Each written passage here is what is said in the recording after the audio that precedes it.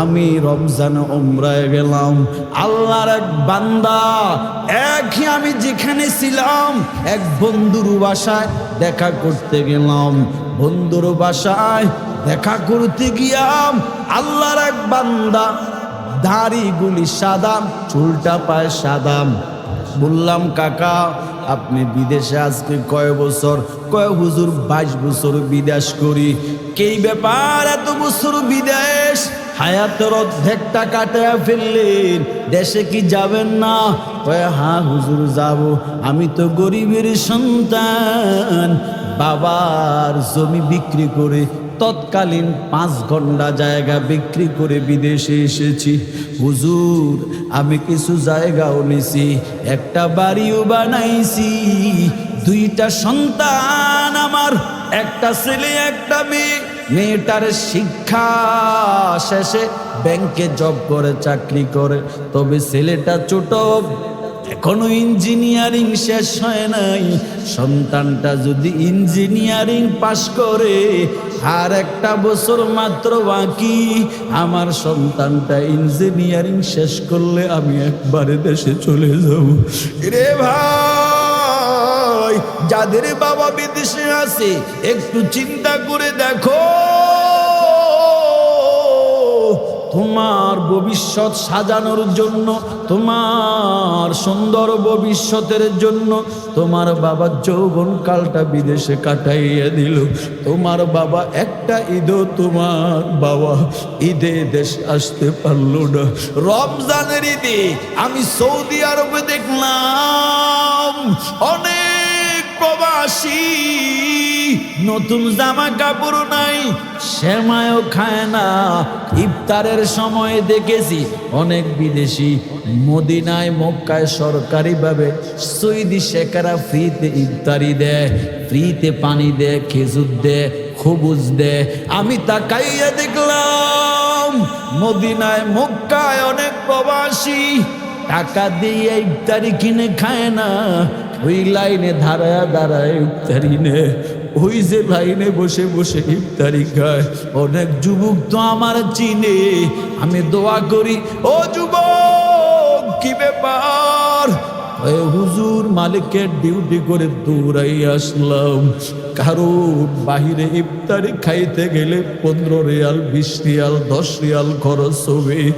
এই 15-20 রিয়াল ঈদ সামনে আসতেছি, সন্তানের জন্য নতুন জামা কিনা লাগবে, আমার স্ত্রীর জন্য ঈদের মার্কেট করা লাগবে, আমার মা বাবার জন্য ঈদের কেনাকাটা করা লাগবে। এই চিন্তা করে ইফতারিটা পর্যন্ত সে খায় না।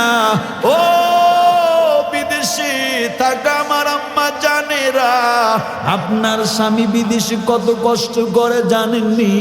2টা চোখ দিয়ে দেখে আসলাম, সেই স্বামীর ঘাম জড়ানো টাকা পাইয়া আপনি এই টাকাটা দিয়া গুনাহ কামাইতেছেন কেমনে হুজুর? হ্যাঁ, বাজারে যাওয়ার সময় এই স্বামীর কাম জড়ানো হালাল টাকা দিয়া আপনি কসমেটিক কিনলেন, সাজগোজ করলেন, সেই সাজগোজ করে আপনি রাস্তায় রিক্সা চালক, ভ্যান চালক, বাজারের যুবকদেরকে আপনার চেহারাটা দেখাইলেন। এই চেহারা দেখার কারণে পর্দা লঙ্ঘন করলেন, এই পর্দা লঙ্ঘন করার কারণে কবিরা গুনাহ কামাইলেন। ভুল বলছি আমি? নামাজ পড়া ফরজ, পর্দা করা ফরজ। এই যে আপনি স্বামীর হালাল টাকা দিয়া সাজগুজ করিয়া বাজারে গিয়ে আপনি চেহারাটা অন্য বেগানা পুরুষরে দেখাইলেন, এর দ্বারায় তো আপনি কবিরা গুনাহ কামাইলেন।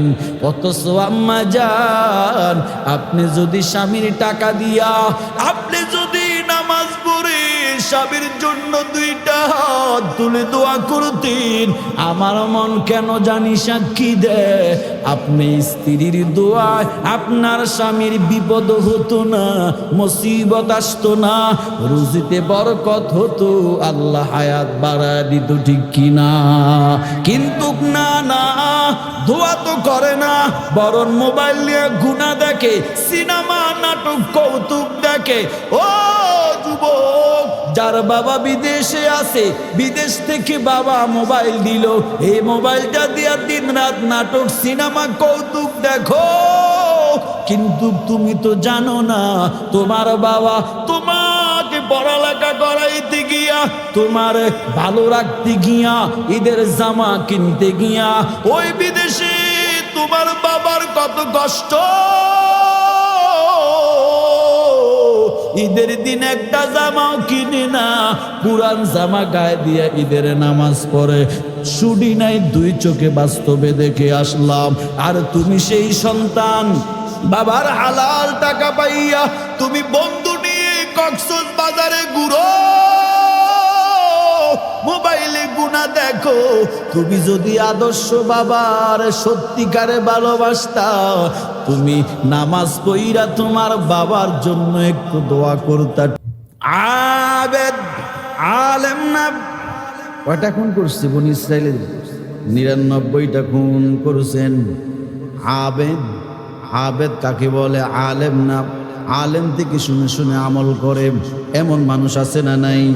এমন হাজারো লক্ষ যুবক দেখি, বাংলাদেশ নয় বাহিরের থেকেও ফোন করে দেওয়া যায়, হুজুর আগে নামাজ পড়তাম না, এখন বয়ান শুনে নামাজ ছাড়ি না। আগে দাড়ি কাটতাম, এখন আর দাড়ি কাটি না। আগে হারাম জিনিস মুখে নিতাম, এখন আর হারাম জিনিস মুখে নেই না। এমন ভালো যুবক আছে না নাই? এরে নবীর উম্মত, আল্লাহর বান্দা আবেদের কাছে গিয়া কয় 99টা খুন করিস, আল্লাহ আমার ক্ষমা করবেনি। আবেদ তো আর বোঝে না। আবেদ বলে 99টা খুন করো, ক্ষমা চাও, আল্লাহ কেমনে ক্ষমা করবে? ক্ষমা করবে না, জাহান্নামে যাবি। কয় তাহলে আমি যদি জাহান্নামে যাওয়া লাগে 99টা করবো কেন? আমি তোরে খুন কইরা 100টা ফুরাই। ওই আবেদটারও হত্যা করে ফেললো। কত হলো বলেন? 100টা। এখন চিন্তায় পড়ে গেল, হায় হায় আমি কি করলাম, 100টা হত্যা করলাম। হঠাৎ এক বুজুর্গ একজন আলেমের কাছে গেলেন। আলেম পরামর্শ দিলেন, ও গোলাম, তুমি যতই অপরাধ করো না কেন, যতই অন্যায় করো না কেন, তোমার গুনাহ যদি হয়, নবী বলেন তোমার গুনাহ যদি হয় সাগরের ফেনা সমান, আল্লাহ তোমার জন্য দয়া নিয়ে আসে পাহাড় সমান। তোমার গুনাহ যদি হয় পাহাড় সমান, আল্লাহ দয়া নিয়ে আসে জমিন থেকে আসমান সমান। তোমার গুনাহ যদি হয় জমিন থেকে আসমান সমান, আমার আল্লাহ তোমার জন্য দয়া নিয়ে আসে আরশ সমান। আলেম বলে, রে হে আল্লাহর গোলাম যুবক, দুনিয়ার সব দরবার থেকে খালি ফিরবি, আমার আল্লাহর দরবার থেকে খালি আমার আল্লাহ ফিরায় না।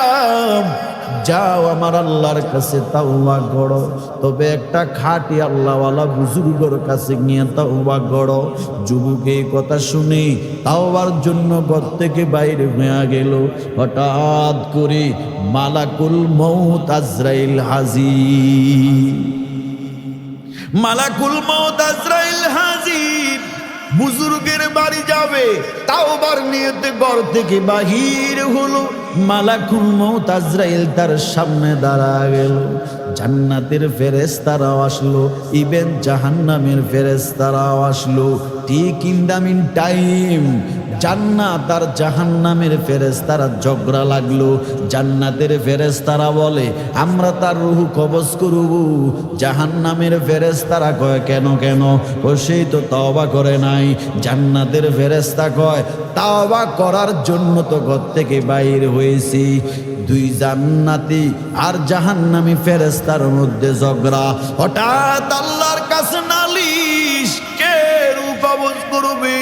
আমার আল্লাহ জিব্রাইলকে পাঠাইয়া সমাধান দিলেন, যাও ফিতা নিয়া মাফম, যদি সে যেখানে আছে সেখান থেকে যদি তার বাড়িটা কাছে হয়, বুজুর্গের বাড়ি দূরে হয়, তাহলে জাহান্নামের ফেরেশতা রূহ কবজ করবে। আর যদি সে যেখানে আছে এখান থেকে যদি তার বাড়ি দূরে হয়, বুজুর্গের বাড়ি যদি নিকটে হয়, তাহলে জান্নাতের ফেরেশতারা তার রূহ কবজ করবে। বাস্তবে দেখা গেল সেই যেখানে আছে সেখান থেকে তার বাড়ি কাছে, বুজুর্গের বাড়ি দূরে। কিন্তু আমার আল্লাহ কত দয়ালু, আমার আল্লাহর কথা জমিন শুনে কি শুনে না? আরো জোরে কোন শুনে কি শুনে না? আমার আল্লাহর কথা আসমান শুনে কি শুনে না? আমার আল্লাহর কথা চন্দ্র শুনে কি শুনে না? আমার আল্লাহর কথা সাগরের পানি শুনে কি শুনে না? তাকাইয়া দেখ, কক্সবাজারে গিয়া দেখো, এমন ঢেউ, বিশাল বড় ঢেউ, মনে হয় যেন 20-30 ফুট উপরের থেকে আসতেছে। হঠাৎ তোমার সামনে আসার সময় ঢেউটা আস্তে করে তোমার পাওটা দ্রুত করায়া দিল, ঠিক কিনা বলেন? আমার আল্লাহর ওয়ার্ডার, এরে সমুদ্রের ঢেউ, আমার বান্দারে তুই ডুবাইয়া মারবি না।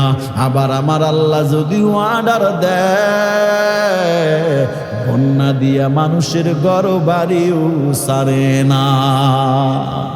কার হুকুম মানে বলেন? এরে যুবক, আমার আল্লাহ জমিন রে নির্দেশ করলেন, রে জমিন তুই দূরে চলে যা, বাড়িটারে দূরে সরাইয়া দিলেন, বুজুর্গের বাড়িটা কাছে নিয়ে আসলেন, জান্নাতের ফেরেশতারা তার রূহ কবজ করলেন। কি বুঝলেন? আমার আল্লাহ দয়ালু বেশি না কম? আর জোরে বলেন, কেন এত বেশি দয়ালু? কারণ হলো আমার আল্লাহ চায় না আমি আর আপনি জাহান্নামে যাই। কারণ আমারে আপনারে দুনিয়ার কোনো মুক্তি বানায় নাই, আমারে আপনারে দুনিয়ারওয়ালা আমারে আপনারে বানায় নাই, আমারে আপনারে বানাইছে একমাত্র আল্লাহ। ঠিক কিনা বলেন? কুদরতি হাত দিয়া সূরা ৩ আল্লাহ 4টা কসম করে আল্লাহ বলেন, বিসমিল্লাহির রহমানির রহিম,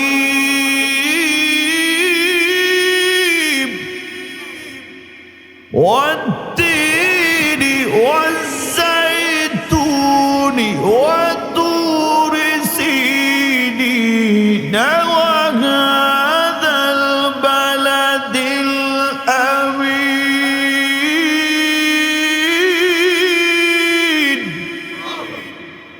ওয়াত-তিন, তিন বলের কসম, ওয়াজ-জাইতুন, জাইতুন বলের কসম, ওয়াত-তুরি সিনিন, পবিত্র তুহুদ পাহাড়ের কসম, ওয়া হাযাল বালাদিল আমিন, পবিত্র মক্কা নগরীর কসম, লাকাদ খালাকনাল ইনসানা ফি আহসানি তাকওয়িম। আমার আল্লাহ বলে, হে মানুষ, তোদের আমি সুন্দর করে বানাইলাম। আমি আল্লাহ নিজের হাতে তোদের চেহারাটা বানাইলাম। ফি আই সূরাতিম মা শাআ রাক্কাবাক। আল্লাহ কয়, তানার সামনে তাকাইয়া দেখো,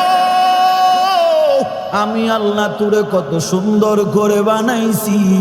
তবে আমি আল্লাহ তোরে জাহান্নামে জ্বালানোর জন্য এত সুন্দর করে বানাই নাই। আমি আল্লাহ চাই রে বান্দা, তুই আমি আল্লাহর বানানো জান্নাতে ডুববি।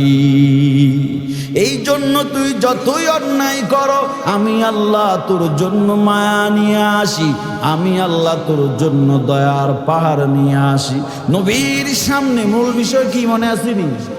মূল বিষয় তাওবা, তাওবা, লা তাকনাতু মির রাহমাতিল্লাহ। আমি আল্লাহর দয়া থেকে দূরে সরে যাইও না। রাসূলের সামনে এক সাহাবী, বলবো নি 5 মিনিটে, রাসূলের সামনে এক সাহাবী নতুন কালেমা পড়েছেন, তার নাম হলো দাহিয়াতুল কলবি রাদিয়াল্লাহু তাআলা আনহু। নবীর সামনে সাহাবায়ে কেরাম, শত শত সাহাবায়ে কেরাম নবীর সামনে বসা। মনোযোগ দিয়ে ঘটনাটা শোনেন, এরপরেই মোনাজাতে হাত তুলে ফেলবো। নবীর সামনে, রসুলের সামনে শত শত সাহাবায়ে কেরাম বসা। হঠাৎ করে একটা সাহাবীর গুনগুন গুনগুন কান্নার আওয়াজ শোনা যায়। নবী বলেন, কি ব্যাপার, কান্নার আওয়াজ শোনা যায় কোত্থেকে? সাহাবায়ে কেরাম বলে, ও নবী, কান্নারে, কার কান্নার আওয়াজ শোনা যায়? মায়ার নবী বললেন, কে কাঁদো, এই দিকে আসো। সাহাবীটা উঠে আমার নবীর সামনে আসলেন, বসলেন। নবী তাকাইয়া দেখে, ও সাহাবী, তুমি কেন কান্না করো? অসুস্থ নাকি? তোমার কি কোনো কষ্ট?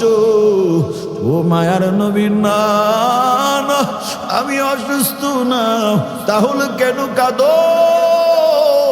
সাহাবী দাহিয়া কালবি নবীর সামনে চেহারা তুলে কই, নবী গো, আমি কেন কাঁদি জানেননি?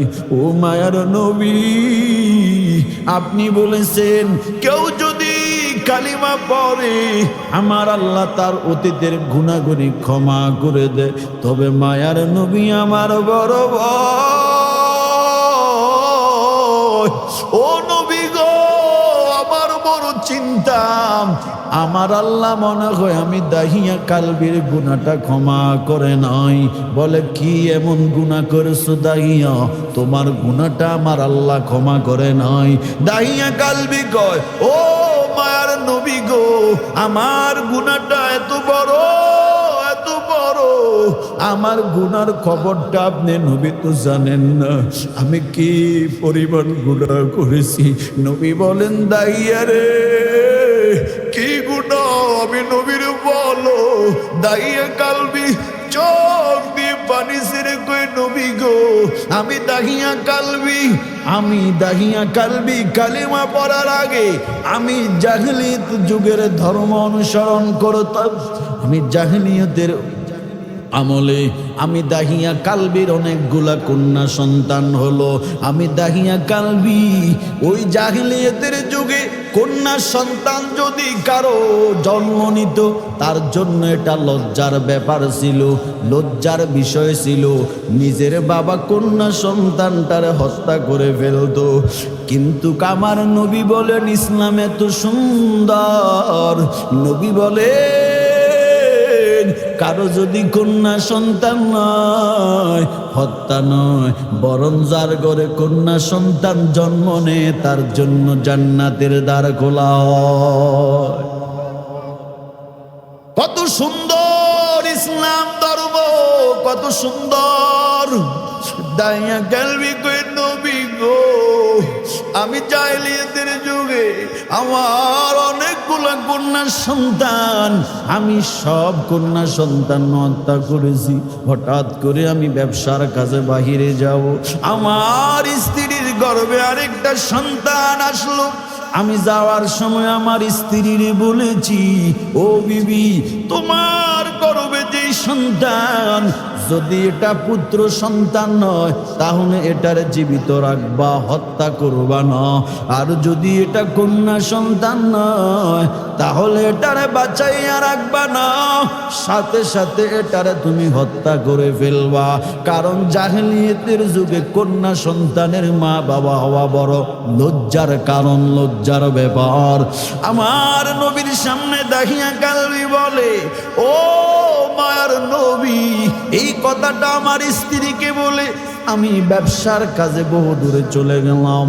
হঠাৎ করে আমি ব্যবসার কাজ সেরে আমি যখন আসলাম, ও নবী গো, আমি বাড়িতে ঢুকা মাত্র দেখি একটা কন্যা সন্তান, একটা কন্যা সন্তান কি সুন্দর, হাঁটাহাঁটি করে মাত্র, দাঁড়াইতে পারে। আমার দেখা মাত্র দৌড়াইয়া আসলো। আমি অবাক হয়ে গেলাম, কি ব্যাপার, এই সন্তানটা কার? আমার বিবির বললাম, বিবি গো, এই কন্যা সন্তানটা কার? আমার বিবি কয়, স্বামী পরে বলতেছি, আগে আসিন, আগে আপনি পরিশ্রম করে আসছেন, প্রেশন খানা খান, এরপরে বলতেছি। নবী গো, আমি পেশ হলাম, খানা খেলাম, এই ছোট্ট মেয়েটা আমার বিবির পিছনে পিছনে ঘুরে, আমার বিবির পিছনে পিছনে ঘুরে। আমি বুঝতে বাকি নাই এটা হয়তো আমার স্ত্রীর গর্ভে রেখে যাওয়া সন্তান হবে। আমি শুইতে গেলাম, আমার বিবি আমার জড়া ধরে গো পানের স্বামী,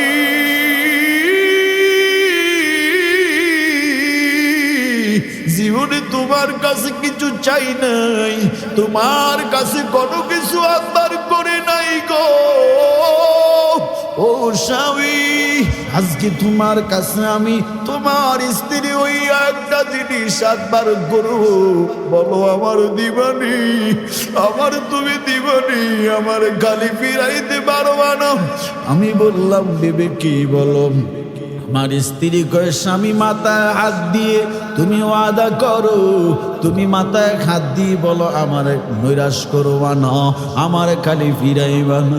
ও মায়ার নবী, আমি আমার স্ত্রীর মাথায় হাত দিয়ে কমিটমেন্ট করেছি, হঠাৎ করে আমার স্ত্রী চোখের পানি ছেড়ে কয়, ও স্বামী গো, তুমি না জানতে চাইছিল এ কন্যা মেয়েটা শিশু বাচ্চাটা কার? তুমি যে আমার গর্ভে সন্তান রেখে গেছো। ও স্বামী আমার, তোমার কথা অনুযায়ী যদি কন্যা সন্তান নয় হত্যা করে ফেলতে, পুরুষ বাবু যদি হয় রেখে দিতে, কিন্তু স্বামী গো, আমার গর্ভ থেকে যখন কন্যা সন্তানটা আসলো, আমি তার চেহারার দিকে তাকাই, আমি মার এত মায়া, আমি মার এত ভালো লাগে, কারণ সন্তানের কাছে সবচেয়ে প্রিয় হলো তার মা বাবা। বাবা ছাড়া সন্তান লালন পালন করা সম্ভব, কিন্তু মা ছাড়া সন্তান লালন পালন করা সম্ভব না, ঠিক কিনা বলেন? এরে মুবিন, ও নবী, আমার স্ত্রী গো, স্বামী গো, আমি মা হইয়া যেই সন্তানটার গর্ভে নিয়েছি, ওই আমি মা হইয়া কেমনে সেই কন্যা সন্তানটারে হত্যা করি? তুমি বাবা হইয়া পারলেও আমি মা হইয়া কথা কয় না, পারি না। বাবারা যদিও স্ত্রী সন্তান ছেড়ে দেয়, কিন্তু মা দুঃখিনী সন্তানের ছাড়ে না। অনেক জায়গায় দেখেছি স্বামী মারা গেছে একটা দুইটা সন্তান রেখে, কিন্তু তাকাইয়া দেখি মা দ্বিতীয় বিবাহ বসে নাই, সন্তানের চেহারার দিকে তাকাইয়া নিজের যৌবন কালটা কাটায়া দিল, সন্তানের মানুষ করেছে, অন্যের বাড়ি কাজ করে সন্তানের সে পড়ালেখা করাইছে। এমন একটা দুইটা 100 নয়, হাজার হাজার ঘটনা পাওয়া যায়, ঠিক কিনা? বিবির মতো যদি বিবি হয়, স্ত্রীর মতো যদি স্ত্রী হয়, তবে নায়ক শাকিব খানের বিবির মতো বিবি নয়, পরিমণির মতো বিবি নয়। বিবি যদি তোমার শরীফ ওসমান হাদির মতো বিবি হয়, তাকাইয়া দেখো শরীফ ওসমান নামের হাদি ছেলেটা কেমন। এই দেশে অনেকে 20-30 বছর রাজনীতি করে, এত সম্মান অর্জন করতে পারে নাই, কিন্তু শরীফ ওসমান নামী হাদি ছেলেটা মাত্র 24-এর পরে 13 বছরের খুঁটিতে পাড়া দিবি। ও শরীফ ওসমান নামের হাদি ছেলেটা দেশের 17-18 কোটি মানুষের মন তার কথা, তার কর্ম, তার ব্যবহার দিয়ে এমন ভাবে জয় করে নিয়েছে, শুধু আমরা টুপিওয়ালা দাড়িওয়ালারা নয়, বরং বাংলাদেশের প্রত্যেকটা নারী পুরুষ তার জন্য মোনাজাতে দোয়া করছে, ঠিক কিনা? কবি বলেন, যখন তুমি এসেছিলে ববে, কেঁদেছিলে তুমি, একা হেসেছিলে সবে, এমন জীবন তুমি করিও গঠন, এমন জীবন তুমি করিবে গঠন, মরণে হাসিবে তুমি কাঁদিবে ভুবন, মরণে হাসিবে তুমি কাঁদিবে ভুবন। তাকাইয়া দেখেন শরীফ উসমান নামে হাদিসে লিটাম সেই বলতো আল্লাহ যাতে আমার শহীদ মৃত্যু দেয়, ঠিক নেই কথা কন না কেন? দোয়া করতেন, আল্লাহ তার দোয়াটা কবুল করেছেন। এক শুক্রবারে গুলিবিদ্ধ আর এক শুক্রবারে আল্লাহ তার নিয়ে যায়।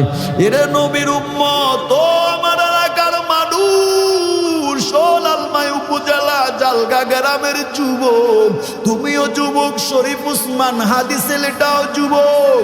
ও আম্মা জান, কেমন শরীফ হাদির বিবি স্বামীটার গুলি করে আহত করে ফেললো। দুনিয়ার কোন সাংবাদিক, দুনিয়ার কোন মিডিয়া, দুনিয়ার কোন ইলেকট্রনিক্স মিডিয়া শরীফ উসমান হাদির বইয়ের চেহারাটা দেখে নাই। মিডিয়ার সামনে এসে বলে নাই আমার স্বামীর কে গুলি করেছে, আমি বিচার চাই বলছে। ইভেন সিঙ্গাপুরে যখন শরীফ উসমান হাদি বিদায় নিল, বাংলাদেশে এয়ারপোর্টে তার লাশ যখন নামানো হলো, স্ত্রী হিসেবে তার লাশ দেখতে গেল। এখানেও সেই পর্দা লঙ্ঘন করে নাই। আপনারা দেখেছেন পর্দা টানার পরে বোরকা হিজাব সব মেনটেন করে এরপরে স্বামীর লাশ দেখতে গেল। এটাকে বলে পর্দা, এটাকে বলে হেজাব, ঠিক কিনা বলেন? ওয়াকারনা ফি বুয়ুতিকুন্না ওয়ালা তাবাররাজনা তাবাররুজাল জাহিলিয়াতিল উলা। আল্লাহ হাফজু কুরআন শরীফের 22 নম্বর পারার প্রথম পৃষ্ঠায় আল্লাহ বলেন ওয়াকারনা ফি বুয়ুতিকুন্না, ও নারীরা তোমরা ঘরে বসবাস করো, ঘরের মধ্যে অবস্থান করো। ওয়ালা তাবাররাজনা তাবাররুজাল জাহিলিয়াতিল উলা, তোমরা জাহিলিয়াত যুগের নারীদের মতো বেপরদা উর্ধ্বলঙ্গ রাস্তাঘাটে ঘুরিও না। ওয়াকারনা ফি বুয়ুতিকুন্না, তোমরা ঘরে অবস্থান করো।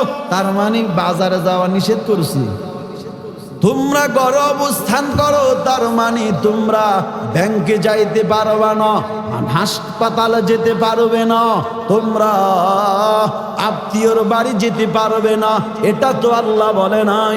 আল্লাহ প্রথমে বলে ওয়াকারনা ফি বুয়ুতিকুন্না, ও মুসলিম নারীরা তোমরা ঘরে অবস্থান করো, তবে প্রয়োজনে বাহিরেও যাওয়া যাবে, নিষেধ না। তবে বেহায়া বেলাজা ওই জাহেলিয়াত যুগের নারীর মতো রাস্তাঘাটে যাবি না, ব্যাংকে যাবি না, হাসপাতালে যাবি না, বাজারে ঢুকবি না। যাবি তবে শর্ত হলো কি মেনটেন করবে, কি করবে? পর্দার সহিত যাবে। অনেকে কয় ইসলাম, ইসলাম যদি হয় কি জানি হয়, ঘরে তো আমরা নারীরা বাইরে হতে পারবো না। কে বলছে? আপনি বাইরে হবেন, বাজারে যাবেন, ব্যাংকে যাবেন, হাসপাতালে যাবেন, ইভেন ব্যবসাও করেন, কোনো বাধা নাই। বাধা হলো ওই জাহেলিয়াত যুগের নারীদের মতো অর্ধ উলঙ্গ হয়ে নয়, ঠিক কিনা বলেন? শরীফ উসমান হাদির বইয়ের মতো, ঠিক কিনা বলেন? শিক্ষা নেওয়া উচিত, ঠিক নেই? শিক্ষা নেওয়া উচিত। শরীফ উসমান ছেলেটা যদি 1.5 বছরে গোটা বাংলাদেশ প্রত্যেকটা মানুষের হৃদয়ে জায়গা করে নিতে পারো, তুমি কি করো মিয়া? রাজনীতি 20-30 বছর চুরি ছাড়া কি করছো? কও পাবলিক তোমার একা পাইলে থুতু মারে, জুতার মারি মারে, ঠিক কিনা বলো? চেয়ারটা পাশার তল থেকে চলে গেলে তোমারে ফালাইতে হয়। কিসের রাজনীতি করে? তুমি যদি জনগণের জন্যই করো, তোমারে পুলিশ প্রটোকল দিতে হবে কেন? তোমাকে জনগণ পাহারা দিবে, ঠিক কিনা বলেন? কিন্তু তুমি তো চেয়ারে বৈশা জনগণেরটা চুরি করছো, এজন্য জনগণ তোরে ফাইলে জুতার বিড়া, ঠিক কিনা বলে? জনগণের সেবক হয়ে যদি চেয়ারে বসত, তাহলে এই দেশের টাকা সুইস ব্যাংকে কোটি কোটি টাকা জমা পড়ে থাকতো না, ঠিক কিনা বলে? জনগণের জন্য যদি সেবা করতা, তাহলে তোমার বাড়ি থাইল্যান্ডে, সিঙ্গাপুরে, কানাডায় হতো না, ঠিক কিনা বলেন? জনগণের জন্য যদি সেবক হয়ে তুমি চেয়ারে বসতা, তাহলে তোমার সন্তান বাহিরের দেশে পড়ালেখা করাইতা না, কারণ বাংলাদেশে বিশ্ববিদ্যালয় আছে না নাই? তুমি যদি জনগণের সেবা করতে চেয়ারে বসতা, তোমার একটু কাশি হলেই তুমি সিঙ্গাপুরে যাও কেন, ঠিক কিনা বলেন? এদেশের চিকিৎসার মান উন্নত হয় না কেন? এদেশের চিকিৎসার মান যদি উন্নত হয়, সিঙ্গাপুর যাবেন কেন? এই দেশে স্কুল, কলেজ, ভার্সিটিগুলোর মধ্যে যদি পড়ালেখার মান যদি ভালো থাকতো, তোমার সন্তান বিদেশে পড়তে যায় কেন, ঠিক কিনা বলেন? এদেশে বিশ্ববিদ্যালয় নাই, তো তোমার সন্তানকে তুমি বিদেশে পাঠাও, তার মানে তুমি জানো এই দেশে শিক্ষা নাই, রাজনীতির নামে মারামারি কিলে আছে, ঠিক কিনা বলেন?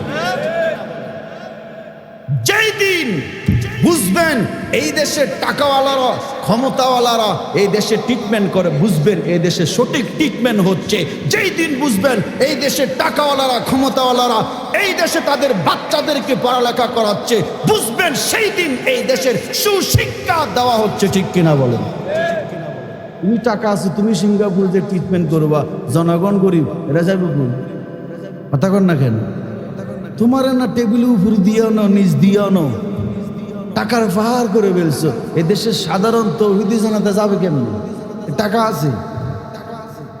আল্লাহ আমাদের বুঝদান করেন, বলি আমিন। আর জোরে এখন আমিন। তাহলে এমন এমন যুবক হতে হবে, শরীফ ওসমান হাদির মতো হতে হবে, ঠিক কিনা বলেন? আমাদের দেশে হবে সেই ছেলে কবে কোথায় না বড় হয়ে কাজে বড় হবে। কাবি নজরুল ইসলামের সঙ্গীত আমি ভাই বলি, কথাটা বলি। দেখেন কাজী নজরুল ইসলামের IA, BA, honours, degree, PhD কোনো সার্টিফিকেট নাই, ঠিক নেই, কিন্তু সে কাজী নজরুল ইসলাম অল্প বিদ্যা অর্জন করে সে বাংলাদেশের জাতীয় কবির স্বীকৃতি পাইছে, ঠিক না? আচ্ছা, এখন যদি কোনো মগা কয় আমি IA, BA, degree, honours, PhD করে একবারে সব শেষ করে ফেলছি, বিদেশ থেকে ডিগ্রি নিয়ে আসছি, আমার জাতীয় কবি হিসেবে স্বীকৃতি দিতে হবে, হবে নি? কেন কেন আমি না তার থেকে বড় ডিগ্রি নিয়ে আইছি? পারে বেড়া, সার্টিফিকেট, ডিগ্রি দিয়া মানুষের ভালোবাসা অর্জন করা যায় না, ঠিক কিনা বলেন? সার্টিফিকেট, ডিগ্রি দিয়া সম্মানের চাঁড়ে বসা যায় না, ঠিক কিনা বলেন? সার্টিফিকেট, ডিগ্রি দিয়া কিচ্ছু হয় না, ঠিক কিনা বলেন? কাজী নজরুল ইসলাম শিক্ষা কম ছিল, কিন্তু তার শিক্ষাটা দেশ, জাতি, মানব কল্যাণের জন্য, ইসলামের জন্য সেই জ্ঞান, বিবেক, বুদ্ধি খরচ করেছে, যার কারণে আল্লাহ তার সম্মানের মর্যাদার আসরে বসাইছেন, ঠিক কিনা বলেন? মসজিদেরই পাশে আমায় কবর দিও ভাই, যেন আমি কবরে থেকে মুয়াজ্জিনের আযান শুনতে পাই, আমার খবরের পাশে দিয়ে ভাই নামাজিরা যাবে, পবিত্র সেই পায়ের দড়ি এই বান্দা শুনতে পাবে, গোরা যাবের থেকে আমায় রেহাই দিবে ভাই, মসজিদেরই পাশে আমায় কবর দিও ভাই। যদিও তিনি আইএ, বিএ, ডিগ্রিতে পড়ালেখা করে না, কিন্তু পুনার লিখিত কবিতা সর্বোচ্চ উচ্চ ক্লাসে পড়ানো হয়, ঠিক কিনা বলে? কষ্ট হচ্ছে আপনাদের? আর 10 মিনিট বলি, হ্যাঁ, ঘটনাটা শেষ করে দিই। দাহিয়া কালবি বলেন, ও স্বামী আমার, আমি মা হইয়া সন্তানটারে হত্যা করতে পারি না। নবী গো, আমার স্ত্রী বলে, স্বামী জীবনে তোমার কাছে কিছু চাই নাই, তবে আজকে তোমার কাছে যেটা চাই, স্বামী গো, আমার এক এক অনেক গুণা সন্তান হলো। ও স্বামী, কিন্তু আপনি সব সন্তানগুলিরে হত্যা করেছেন, কন্যা সন্তান হত্যা করেছেন। ছেলে দেন কে বলেন, মেয়ে দেন কে বলেন, ছেলেও দেন মেয়েও দেন কে বলেন। লিল্লাহি মুলকুস সামাওয়াতি ওয়াল আরদ ইয়াখলুকু মা ইয়াশা ইয়াহাবু লিমান ইয়াশাউ ইনাসা ওয়া ইয়াহাবু লিমান ইয়াশাউ যুকুর। সব কিছু দেন কে বলেন? এরে নবীর উম্মত, ও এলাকার মুসলমান, আল্লাহর নবীরে দাহিয়া কালবি বলে নবী, আমার স্ত্রী বলে ও স্বামী গো, আমার মা ডাকটা শুনতে বড় মায়া লাগে, আমি মা ডাকটা শুনতে চাই। অতএব আমার সন্তানটা জন্ম নেওয়ার পর আমি তাকাইয়া দেখি ফুটফুটে একটা সুন্দর একটা মেয়ে, আপনার চেহারাটা তার চেহারার মধ্যে বাসে, আপনার চেহারার মতো মেয়েটার চেহারা। ও আমার স্বামী, এত সুন্দর তাকাইয়া দেখেন, আমি মা কেমন করে নিজের হাতে হত্যা করি। মেয়েটা যেহেতু সুন্দর, আমি তার নামটা রাখলাম জামিলা। কি বলেন? জামিলা। ও নবী গো, আমার মেয়েটাম আমার পিছনে পিছনে ঘুরে আমার আব্বু বলে ডাকে। আমি যখন বাইরে যাই, মেয়েটা আব্বু আব্বু বলে আমার ডেকে আমার পিছনে পিছনে যায়। যাদের কন্যা সন্তান আছে তারা জানেন, যাদের কন্যা সন্তান আছে, কন্যা সন্তানগুলি মার চাইতে বাবার জন্য বেশি পাগল হয়, ঠিক কিনা? ও মায়ার নবী গো, আমার মেয়েটা আমার আব্বু খেয়ে ডাকে।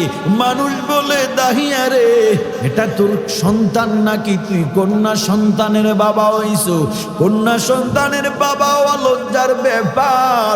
আমার মেয়েটার আমার বাবা গোয়া ডাকে, আমার লজ্জা হয়, আমার বন্ধুদের সামনে আমার লজ্জা হয়। হঠাৎ করে আমি চিন্তা করলাম, না না, এই কন্যা সন্তানটার বাঁচায় রাখা যায় না, আমার জন্য লজ্জা হবে।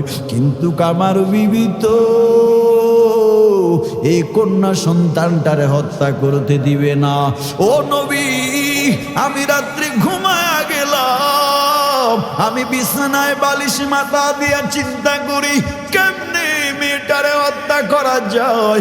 আমি হঠাৎ একটা প্ল্যান আমার মাথায় আসলো, শয়তান আমার মাথায় ঢুকাইয়া দিল, দাহিয়া রে, তুই তোর স্ত্রীরে বলবি সন্তানটা নিয়ে দাওয়াতে যাও। কই যাও? দাওয়াতে যাবি, বাচ্চাটারে যেন সুন্দর করে সাজায়া দেয়। সকাল বেলাম আমার বিবিরে আমি বলছি, ও বিবি গো, আমার এই জামিলা মেয়েটার সুন্দর করে সাজাইয়া দাও। স্বামী কেন? বলে আমি আমার জামিলারে নিয়ে এক জায়গায় দাওয়াত খেতে যাব। ও নবী, আমার স্ত্রী খুশি হইয়া গেছে, আমি আমার মেয়েটারে নিয়ে দাওয়াতে যাব। আমার বিবিটা খুশি হইয়া গেছে। আমার বিবি এই জামিলার সুন্দর করে সাজাইয়া দেয়। সাজাইয়া দেওয়ার পরে আমি আগেই কোদাল নিয়ে আমি রশি নিয়ে রেখে দিছি। ও মায়ার নবী, আমি জামিলারে কান্দ করে চলতেছি। হঠাৎ করে যেতে যেতে আমি হাঁটতেছি। আমি যখন ওই মরুভূমির দিকে যাই, আমার মেয়ে ছোট্ট মেয়েটা কান্দের থেকে আবার বলে, বাবা গো, তুমি কই যাও? বলে তোমার দাওয়াত খেতে নিয়ে যাই। বলে বাবা, এদিকে তো কই বড় বাড়ি নাই। ও মায়ার নবী, আমি নিয়ে গেলাম মরুভূমিতে, আমার মেয়েটারে রৌদ্রের মধ্যে আমি নামাইয়া। ও নবী, আমি ওই আগের থেকে কোদাল দিয়ে গর্ত খনন করতেছি, আমার ছোট্ট মেয়েটা দেখে আমি রৌদ্রের মধ্যে গর্ত খনন করতেছি। ও নবী, আমার মুখের মধ্যে বালু পড়ছে, আমার শরীর থেকে গাম বাইর হচ্ছে। আমার ছোট্ট মেয়েটা বলে, আব্বু গো, আব্বু তুমি না দাওয়াতে নিয়ে যাইবা, তুমি এখানে কষ্ট করে গর্ত করো কেন? তোমার চেহারার মধ্যে বালু, চেহারার মধ্যে গাম, জামা ভিজে গেছে। বাবা তুমি এইদিকে আসো। ও নবী, আমার ছোট্ট মেয়ে জামিলাটা আমার ডাক দিল, আমি সামনে গেলাম।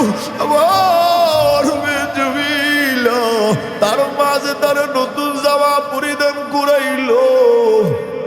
এই জামাটা দিয়া আমি দাহিয়ার মুখের গাম, আমার ছোট্ট মেয়েটা মুখটা মুছে দিল। ও নবী গো, আমি এত পাষাণ, আমি গর্ত খোলা শেষ, হঠাৎ করে আমি গর্ত থেকে উঠে আমার ছোট্ট মেয়েটারে আমি গর্তে ফালা দিলাম। মেয়েটা ডাক দিয়ে কয়, আব্বা জান, আপনি আমার কেন গর্তে ফালাইলেন? বুঝেছি, এই গর্ত আপনি তো আমার জন্য মনে হয় খনন করেছেন। ও আব্বা, আমি আম্মুর জবান থেকে শুনেছি, আমার আগেও আমার বোনেরা দুনিয়াতে এসেছিল, আপনি নাকি তাদেরকে হত্যা করেছেন। বুঝেছি বাবা, আপনি আমারও বুঝি হত্যা করতে নিয়ে আসছেন। বাবা গো, বুঝেছি, আমি আপনার বাবা ডাকে আপনার লজ্জা হয়, আমারে আপনি হত্যা করবেন। তবে বাবা, যদি আমারে আগে বলতেন, আমি আমার মা, সেই মা আমার গর্ভে ধারণ করেছে, সেই মা আমার দুধ পান করাইলো, আমার বস্ত্রাবের ভিজা কাপড়, পায়খানার কাপড় পরিষ্কার করলো, আমার মা আমার গোসল করাইলো, আমার গায়ে তেল লাগাইলো, আমার আমার মুখে খাটার লোকমা তুলে দিত। ও বাবা গো, আপনি যদি বলতেন, আমি আমার দুঃখিনী মার চেহারাটা একটু ভালো করে দেখে আসতাম, আমি আমার থেকে জনমের বিদায় নিয়ে আসতাম। ও বাবা, আপনারে বাবা ডাকার কারণে যদি আপনার লজ্জা হয়, ও বাবা, আমারে আপনি হত্যা করবেন না, আমারে ছেড়ে দেন, আমি এমন জায়গায় চলে যাব আর কোনোদিন বাড়িতে ফিরব না, আর কোনোদিন আপনারে বাবাও ডাকবো না। এরে জালগার যুবক, গো পর্দার আড়ালের আম্মা গো, এটা আমি খুরশেদ আলম সিদ্দিক কোন কৌতুক বলতেছি না, এটা কোন নাটক, এটা কোন বাংলা সিনেমার কাহিনী না, এটা আমার নবীর ঘটনা। আমার নবী বর্ণনা করেছেন। কেমন? দাহিয়া কালবি বলে, ও মদিনার নবী, আমি চতুর্পাশ দিয়ে মাটি চাওয়া দিতেছি, হঠাৎ করে আমার মেয়েটা আমার বারবার চোখ দিয়ে পানি সারে আর ডাকে, ও নবী, আমি মেয়ের কোনো কথাই শুনি না। এক পর্যায়ে আমার মেয়েটার গলা পর্যন্ত যখন আমি মাটির ছাপ দিয়ে দিলাম, মেয়েটা আমার আব্বু আব্বু বলে আমার হাতের আঙ্গুলগুলি টেনে ধরে। আমি এত পাষাণ কেমনে হয়েছি? নবী দাহিয়া জবাব দিয়ে ঘটনা শুনে গো, আর শত শত সাহাবীরা কাঁদতে কাঁদতে দাড়ি ভিজে যায়, গাল ভিজে যায়, আমার নবীও কাঁদে।